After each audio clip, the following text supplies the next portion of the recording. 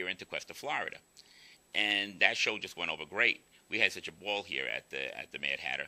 We had the owner of the Mad Hatter here. We did an interview with him. His name is Frank Gillespie, and we also did an interview with the Alice Cooper impersonator, Stephen Stages, and we also had an interview with a new band that's just coming out, Lolly and Tunes. So we have this show here at the Mad Hatter also, and one of the owners, co-owner, happens to be Mr. Brendan Grace. And I'd like to introduce Mr. Brendan Grace right now. Thank you.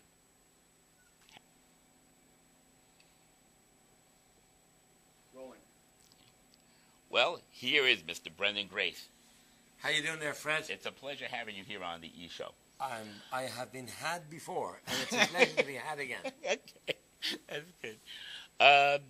Well, we have a lot of things to ask you. We have a nice interview and we're looking to see what makes up Brendan Grace. Well, Brendan Grace is a native Irishman, and people often say, "Have you lived in Ireland all your life?" And I say, "Not yet." And the reason for that is that we moved lock, stock, and barrel to the United States 15, 16 years ago, and we landed here in Jupiter, Florida. And it has become our home since. Although I commute regularly back and forward because the majority of my comedy work is back in Ireland. Cool. So that's been my life. And I've climbed the tree. Now next year I would be 40 years, celebrating 40 years in comedy. Wow. And a few that aren't counted. Bring it up to about 45. Okay. Well, I'd like to know, let's go back when you first thought about being a comedian. When did you find out that when did you discover, that's a better word, when did you discover that you had the talent for being a comedian, and about how old were you when you did that? Well, I know that back at school, I went to the Catholic Christian Brothers Order schools in Ireland, which was... They were very widespread. Christian Brothers was the real good way of being educated in Ireland.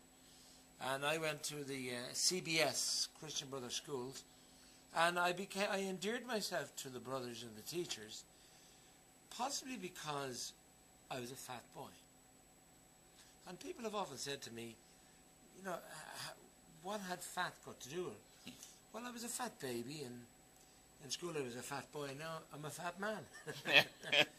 But I think, when you were, it's like Fat Albert. That was something I discovered many years ago. Right. Which was an alter ego of Bill Cosby. Right. And I think the fat boy in school was usually the butt of some jokes. And the way to defend yourself against that was to be funny. And to pretend that you weren't embarrassed.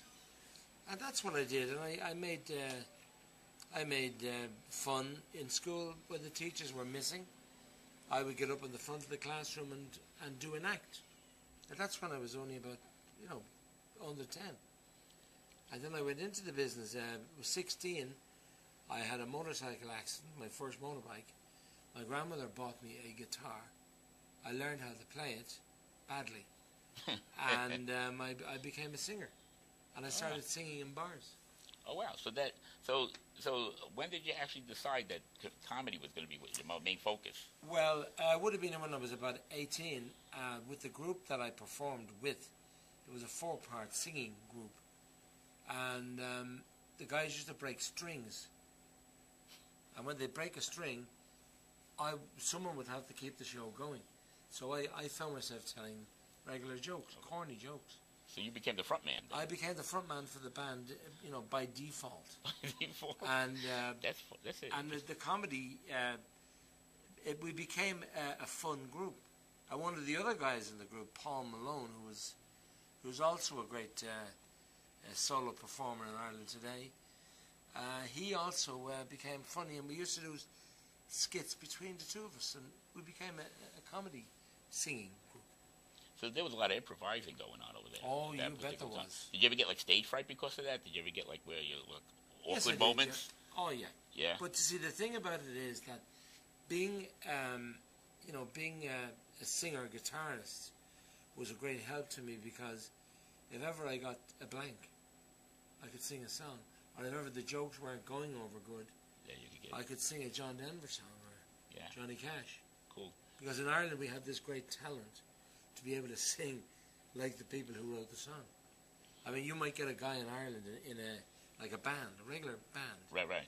and he might have a very thick Irish brogue, and he'll say, "We'd like to do a song now, a very popular song, and it was written by a fella called Chris Christopherson, and it's called Me and Bobby McGee." And then you'd hear Busted Flat and Baton Rouge, and you'd hear the accent totally different to the way he introduced it. Interesting. So a lot of people did, when they did covers, they really were doing covers. Oh, you did, no question. They tried to about sound it. exactly like the record. They certainly did. Okay. So there was no like at the time records playing and you guys were making believe. That was real stuff. Oh, it was real. It was always straight off the cuff. Yeah, like there was today. no backing tracks. There Yeah. was no. It was what you heard. Is what you was got. what you got. That's what you got. Okay. So well, getting back to the comedy end of it. What comedians in Ireland or the United States that you aspire to? Like? Well, back in 1961, I would have been 10. And in 61, we were fortunate enough to get a TV, a black and white TV.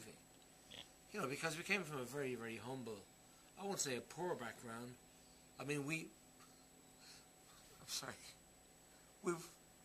We were so poor. We thought knives and forks was jewelry. Oh wow. I'm sorry. We used to do. Yeah, that's true. We were so poor.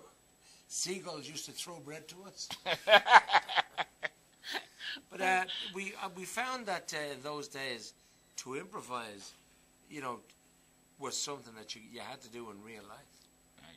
You had to make believe, that you were getting food, even though it was probably the leftovers from 2 days ago. Yeah. But we made virtue of it, and that's what put me into doing comedy jokes. Well, it seemed like that was a kind of a tough situation for you when you were younger. And, Oh, it was, yeah. And But we didn't know. This was the interesting thing. it was just the way of life. We didn't know. That was the way we didn't know anybody rich. Right. Whereas today, Yeah. you know rich people, and then the financial state of the world today has made rich people suddenly become very poor. Yeah. And there's kids nowadays who don't know what poor was because they were born in better times. With a silver spoon in their mouth most That's of the time. that's Yeah. it, yeah. Well, that brings me to this next question. Your show is G-rated, like a Bill Cosby. Yeah. And yet again, what you just told us about your life was it had a lot of dark side to it. How come you didn't decide to go to the dark side like the new comedians, and were you ever tempted to do that? No, I wasn't. And I tell you, I started to say about when I was 10, around 1961, TV came to Ireland for the first time. Okay. And we started to watch shows that were bought from US syndicates. And I was brought up in my early teens on I Dream of Jeannie, Yeah. Jack Benny, My Three Sons with Fred McMurray. I could actually do an amazing trivia thing on. I often watched Rosie O'Donnell in more recent years, Right. and Rosie O'Donnell appears to have been like me in those days. She watched all of the comedy shows, and she was possibly inspired by them. Like Jack Benny was probably the funniest guy I had ever seen. Was he? And I think so you was look Red- like him right now. That's right. Well, now Gilly never. Now, for goodness, now cut that out. Cut that out, Fred.